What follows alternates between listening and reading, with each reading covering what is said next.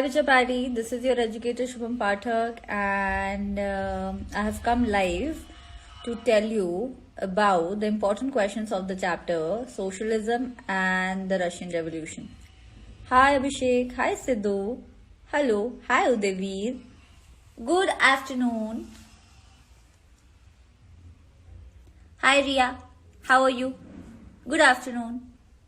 Hi AA, Tanishka, Divyanka, Ankit, Agrawal, surname पहले लिखा हुआ। हाय अक्षय शर्मा, हाय दिनेश। तो मैं पहले भी बता चुकी हूँ लेकिन मैं फिर से बता रही हूँ कि आज हम यहाँ लाइव इसलिए आए हैं क्योंकि हमें socialism and the Russian revolution के इंपॉर्टेंट क्वेश्चंस को डिस्कस करना है, क्योंकि 6 को आपका एग्जाम है। कोई टिप्स? जरूर टिप्स तो दी है, मैंने अपने चैनल पे दी है टिप्स। पेपर कैसे कंप्लीट करना है टाइम पे, what is infant mortality rate, 1 साल से कम के बच्चे का क्या डेथ रेट है in comparison to the live birth, उसको कहते हैं इन्फेंट मोर्टालिटी रेट। चलो, तो socialism and the Russian revolution के इंपॉर्टेंट क्वेश्चन मैं बता देती हूँ। सबसे पहला इंपॉर्टेंट क्वेश्चन बनता है बच्चा कि डेमोक्रेट्स और लिबरल्स के बीच का क्या डिफरेंस है। तो डेमोक्रेट्स और लिबरल के बीच का डिफरेंस है कि डेमोक्रेट्स को जो है वोटिंग राइट सबके लिए चाहिए, लेकिन लिबरल्स को वोटिंग राइट यूरोप में चाहिए था सिर्फ प्रॉपर्टी ओनिंग मैन के लिए। तो वहां पे वो चूक गए, उनको यूनिवर्सल एडल्ट फ्रेंचाइज नहीं चाहिए था। फिर आप रेडिकल्स, लिबरल्स और कंजर्वेटिव्स के बीच का बेसिक डिफरेंस जरूर याद कर लीजिएगा सोशलिज्म में। उसके बाद इंडस्ट्रियल रेवोल्यूशन के रशिया में क्या प्रभाव पड़े, what was the effect of the industrial revolution on Russia और इन यूरोप, बेसिकली वो लिखना है। उसमें आपको लिखना है there was not proper sanitisation, people used to live in slums, men, women and children were working, there was child labor, they had to work for long hours, the wages were really low, still there was unemployment, all of that. Then you have to write about what is socialism. Now ये question है जो बहुत लोगों को तंग करता है। Socialism क्या है?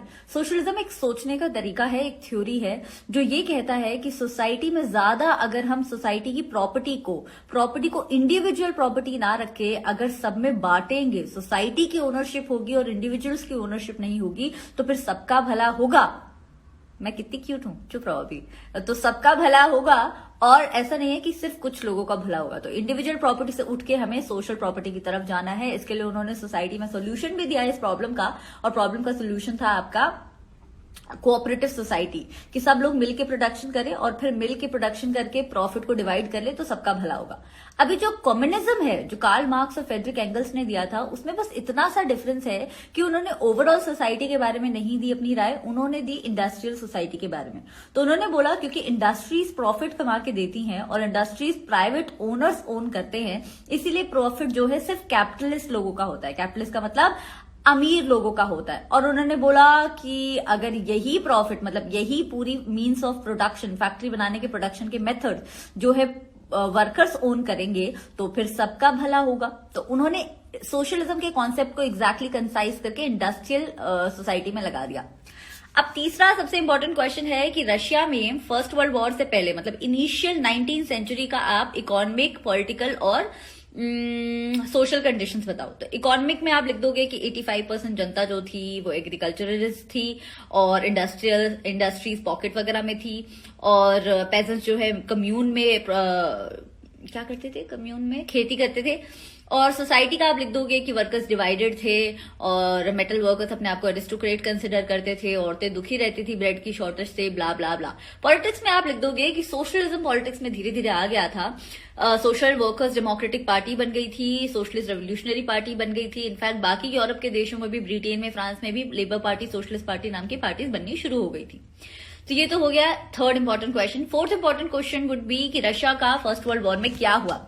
तो रशिया का फर्स्ट वर्ल्ड वॉर में क्या हुआ भाई? पिटाई लगी खूब सारी ऑस्ट्रिया से, जर्मनी से, इंडस्ट्रीज लुट गई, रेलवे लाइन ब्रोकन अवे हो गई, खेत के खेत उड़ गए बॉम्ब से, और लेबर की शॉर्टेज हो गई, एबल बॉडीड मैन मर गए, ब्रेड की शॉर्टेज हो गई और औरतें ब्रेड शॉप्स पे स्ट्राइक करने लग गई। खूब पिटाई लगी। लेकिन फिर भी लास्ट में यूएसए की एंट्री के बाद फर्स्ट वर्ल्ड वॉर में, क्योंकि यूएसए रशिया की साइड से था, तो रशिया जीत तो गया। लेकिन फिर इंपॉर्टेंट क्वेश्चन है आपका कि बच्चा ब्लडी संडे क्या होता है और क्यों हुआ। तो ब्लडी संडे हुआ था क्योंकि वर्कर्स रशिया के दुखी थे, उन्हें चाहिए थे ज्यादा पैसे और उन्हें चाहिए थे कम वर्किंग आवर्स और उन्हें चाहिए थी बेटर कंडीशंस। ये 3 चीजें थी जो उन्हें चाहिए थी और उन्हें जब नहीं मिला तो वो प्रोटेस्ट करने चले गए। 1,10,000 वर्कर्स फादर गेपॉन की लीडरशिप में, लेकिन कुछ फायदा नहीं हुआ उसका, 100 वर्कर्स मारे गए। लेकिन लास्ट में रिजल्ट अच्छा निकला। तो इस पे भी क्वेश्चन आ सकता है व्हाट वाज द रिजल्ट और consequences of the bloody Sunday. तो आप राज का रिजल्ट लिख सकते हो कि ड्यूमा बना, लेकिन ड्यूमा से भी कोई फायदा नहीं हुआ। राजा साहब बार बार ड्यूमा चेंज कर देते थे, है ना, क्योंकि उन्हें अपनी पावर में कोई कमी ही नहीं चाहिए थी।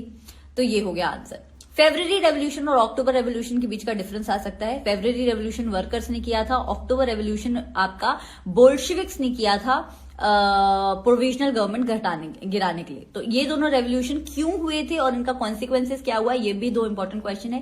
अप्रैल थीसिस सबसे इजी क्वेश्चन है जो 3 मार्क्स में आता है। अप्रैल थीसिस जब भी आए 3 मार्क्स में आपको पहले लिखना है कि वो अप्रैल 1917 में वाल्डेमार लेनिन ने दिया था और उसमें 3 चीजें बोली थी कि बैंक्स को नेशनलाइज कर दो, रशिया को बोलो फर्स्ट वर्ल्ड वॉर से वापस आ जाए, और ये लैंड कब से पेजेंट्स मांग रहे हैं यार, इनको पेजेंट्स को जरा लैंड दे दो, राइट। इसके बाद सिविल वॉर पे क्वेश्चन आ सकता है। भाई रशिया तो सिविल वॉर में तो मतलब क्या लड़ाई हुई, रेड ग्रीन व्हाइट तब लड़ रहे हैं, मतलब व्हाइट का मतलब प्रो जार वाले लोग जिन्हें राजा साहब वापस चाहिए थे, ग्रीन का मतलब आपके मोस्टली पेजेंट्स, और रेड का मतलब बोल्शेविक्स के सपोर्टर, लेकिन उसमें भी बोल्शेविक्स जीत गए।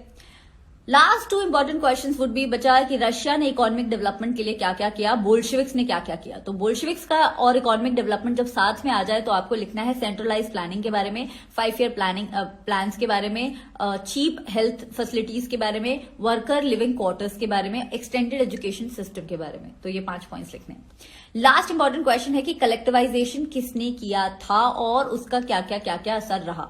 तो उसमें आप लिख दोगे कि स्टालिन ने किया था कलेक्टिवाइजेशन और चाहते थे कि वो फूड की शॉर्टेज खत्म हो जाए, लेकिन वो लोगों पे इम्पोज कर रहे थे, कुलिक्स की पिटाई लगा के उनसे क्रॉप्स ले रहे थे और कुरक बनाने की कोशिश कर रहे थे। ये दोनों की डेफिनेशन भी याद कर लेना। और लेकिन फायदा कुछ हुआ नहीं, फमीन फिर भी आया, बहुत रिप्रेशन भी हुआ। इसके लिए पूरी दुनिया ने रशिया की पिटाई भी लगाई, डांटा भी कि रशिया यार तुम क्या डेमोक्रेसी की बात करते हो, तुम क्या रेवोल्यूशन की बात करते हो, अपने लोगों पे तो तुम फ्रीडम ऑफ एक्सप्रेशन देते नहीं हो, सेंसरशिप लगाते रहते हो, है ना। तो ये सब हुआ।